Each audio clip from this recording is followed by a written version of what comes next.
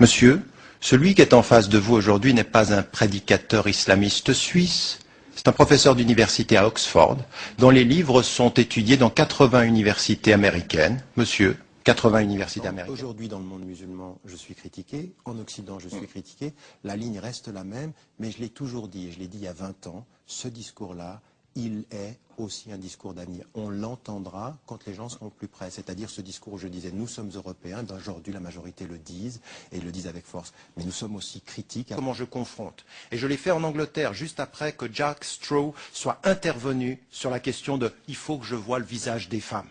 Et que j'ai soutenu en disant « il pose une vraie question ». Et que le Guardian là-bas a repris la position de Tariq Ramadan en disant qu'il était contre le niqab. En Angleterre, où c'est beaucoup plus répandu, d'ailleurs, dans les populations asiatiques, que ça ne l'est en France. Et j'ai pris position fermement et publiquement sur cette question-là. Vous avez parlé, par exemple, de la question de serrer les mains et tout ceci. Mais on a fait un travail gigantesque. Je passe des heures et des mois à écrire, à faire des conférences. Alors évidemment, j'entends aujourd'hui que ma voix est de moins en moins entendue. Vous devriez venir, cher monsieur, à quelques conférences publiques ici en France et vous verriez si la voix est de moins en moins entendue. Pour ceci, il faut simplement demander aux renseignements généraux, ils vous renseigneront là-dessus. Là où je devrais être évalué, c'est là où j'ai parlé. Les gens qui ont participé avaient l'impression d'avoir affaire à de l'incompétence ou à de la compétence. Le jour où vous viendrez me dire, les gens qui vous ont entendu parler sur ce sujet ont relevé vos incompétences, je me tairai. Du Canada, je reviens du Canada où je vais dans le monde musulman, je reviens de Rabat, il y avait 4000 personnes à la dernière conférence, au Canada il y en avait 2000, et la dernière année il y en avait 12 000 à Paris. Donc en l'occurrence, cette parole elle est écoutée. Moi, Qu'est-ce qu'on cherche? Pourquoi, à des moments donnés, on a besoin de se reposer et de sentir que nous nous laissons aller? Pour retrouver une paix, une tranquillité. Nous sommes des agents mondiaux de la paix. L'islam, c'est un message universel dont l'universalité, c'est Ifshus Salam. Ifshus Salam, sans libérer cette paix de votre cœur. Mais pour la libérer de votre cœur, faites-la vivre dans votre cœur. En ne niant pas que vous avez besoin de vous reposer parfois, que vous avez besoin d'écouter d'une musique qui vous élève le cœur parfois, que vous avez besoin d'être dans la proximité du prophète, que vous avez envie et besoin d'entendre qu'on parle d'Allah, non pas en vous disant halal, haram, halal, haram, halal, haram. الحب الربانية القلوب المحبة. Ça c'est les exemples du prophète ومن الناس من يشتري لهو الحديث ليضل عن سبيل الله بغير علم ويتخذها هزوا أولئك لهم عذاب مهين.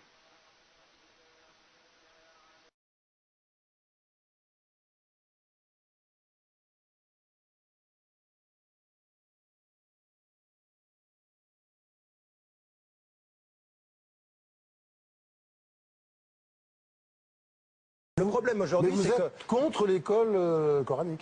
Moi j'ai lu ça, page 80. Non mais il faut faire attention. École coranique où on enseigne le Coran, ça c'est des écoles qui sont confessionnelles ou pendant le week-end, ça existe. L'école qui est l'école islamique parallèle au système qui serait le système d'État, pour moi, je comprends que certains arrivent à cette solution-là, mais je pense que ce n'est pas la solution de l'avenir. La solution de l'avenir, c'est l'école pour tout le monde, avec des droits égaux pour tout le monde et un enseignement commun pour tous. C'est ça l'avenir de nos sociétés. Alors, il y a aussi autre chose. Le foulard à l'école en ayant dit et répété en France que je pensais que cette loi n'était pas une bonne loi. Étant donné que la loi est passée maintenant, je dis aux jeunes femmes, s'il faut choisir entre l'école et le foulard sous cette loi-là, il faut aller à l'école, il faut aller à l'école, il faut aller à l'école, il faut aller à l'école, il faut aller à l'école.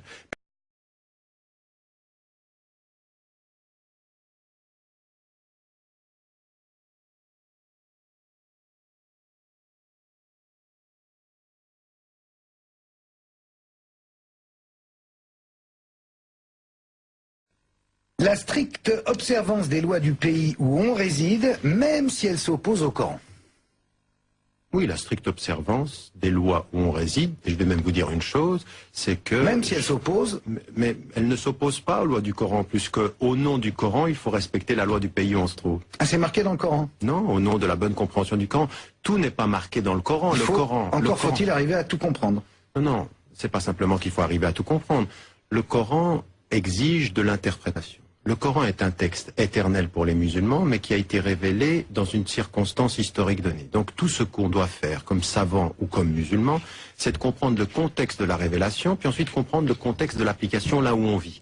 Or aujourd'hui en France, la Constitution française, elle respecte deux principes fondamentaux, la liberté de conscience et la liberté de culte. À partir du moment où ces deux éléments-là sont respectés dans toutes les constitutions démocratiques, le citoyen français respecte la loi du pays, et je viens de vous donner un exemple. D'un point de vue musulman, on peut estimer qu'il y a une prescription sur le foulard, mais quand la loi est passée en France, on la respecte. Parce on agit en priorité en fonction des réalités du terrain dans lequel on se trouve.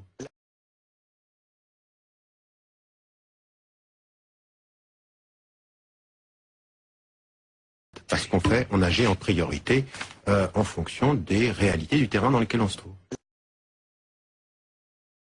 Je ne rigole pas avec le respect de la loi. Je veux qu'on respecte la loi française. Et la loi française, elle est déterminante. La tendance salafi veut dire autre chose. Salafi veut dire les 3 premières générations de l'islam, c'est-à-dire une espèce de fidélité à l'esprit de l'origine.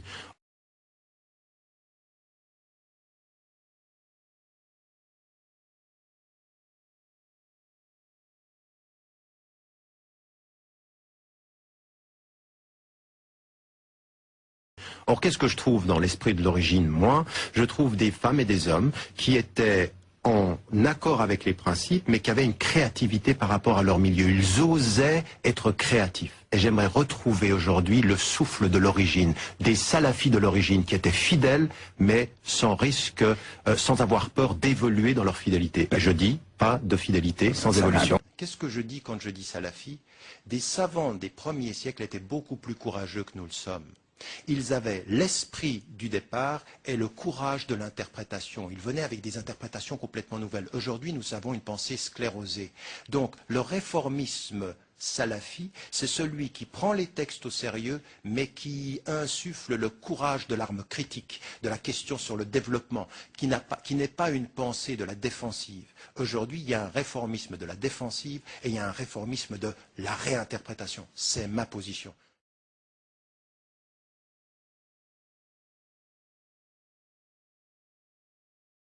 حافظوا على الصلوات والصلاة الوسطى وقوموا لله قانتين فإذا قضيتم الصلاة فاذكروا الله قياما وقعودا وعلى جنوبكم فإذا اطمأننتم فأقيموا الصلاة إن الصلاة كانت على المؤمنين كتابا موقوتا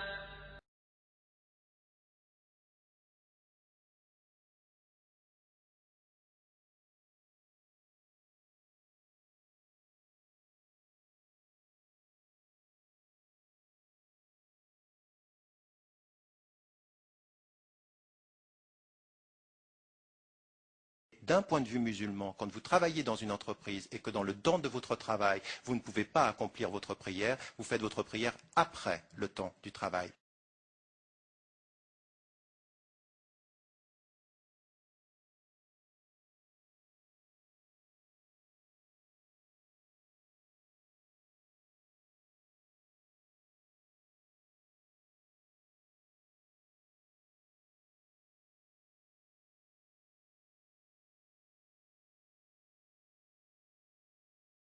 Vous avez parlé par exemple de la question de serrer les mains et tout ceci. Mais on a fait un travail gigantesque dans les communautés musulmanes pour qu'aujourd'hui je puisse dire mais il n'y a absolument aucun problème à serrer la main d'une femme ou à serrer la main d'un homme.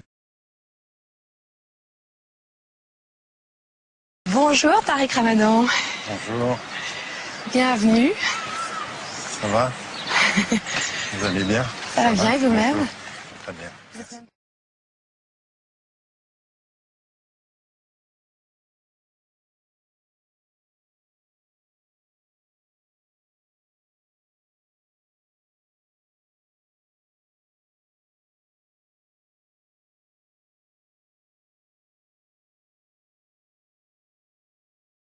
Ça vous arrive des fois d'aller juste boire un verre comme ça dans un bar à Londres? Ça arrive, oui, ça arrive. Mais bon, c'est... Ça vous arrive des fois d'aller juste boire un verre comme ça dans un bar à Londres? Ça arrive, oui, ça arrive. Mais bon, c'est... Ça vous arrive des fois d'aller juste boire un verre comme ça dans un bar à Londres? Ça arrive, oui, ça arrive. Mais bon, c'est...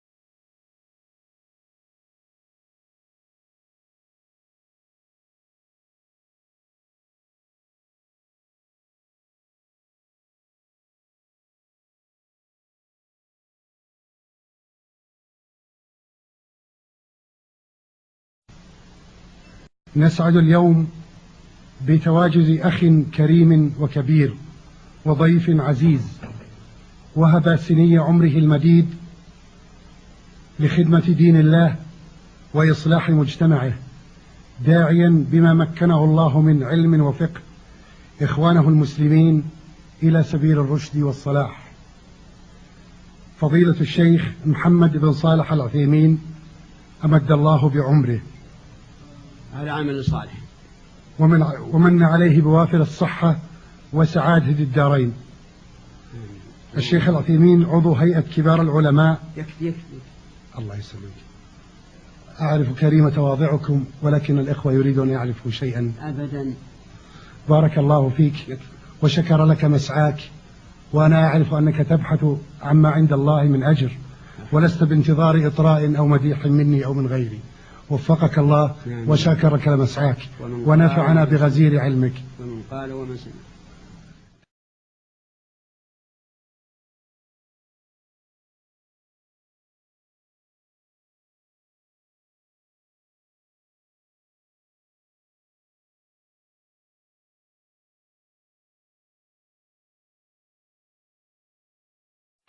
أشكر الأخ الأستاذ إبراهيم على كلمته وعلى ثنائه، وليس لي ما أقوله لقاء ذلك إلا أن اقتداء بالخليفة الأول أبي بكر الصديق رضي الله تعالى عنه،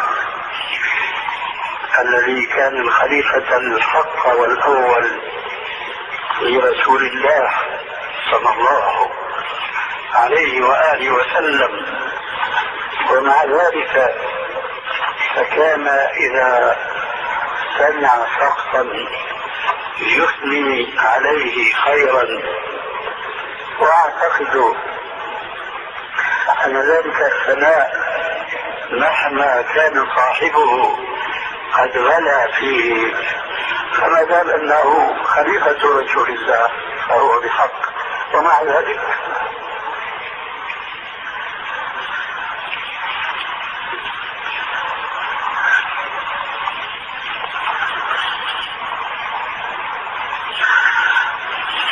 الله المستعان.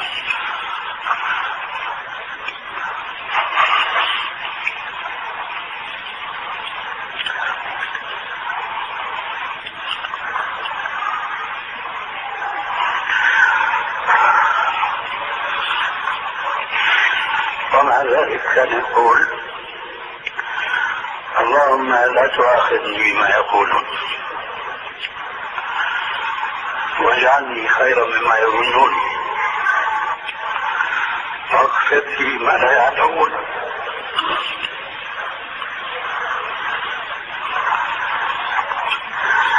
هذا يقوله الصديق الأكبر فماذا نقول نحن من بعده؟ أقول اقتداء به: اللهم لا تؤاخذني بما يقولون واجعلني خيرا مما يظنون واغفر لي ما لا يعلمون.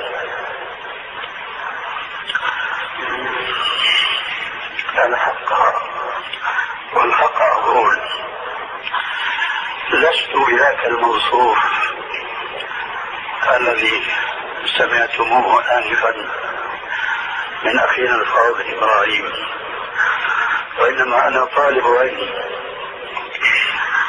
لا شيء آخر. وعلى كل طالب أن يكون عند قول النبي صلى الله عليه وآله وسلم: بلغوا عني ولو آية، بلغوا عني ولو آية، وحدثوا عن بني إسرائيل ولا حرج. ومن كذب علي متعمدا فليتبوأ مقعده من النار.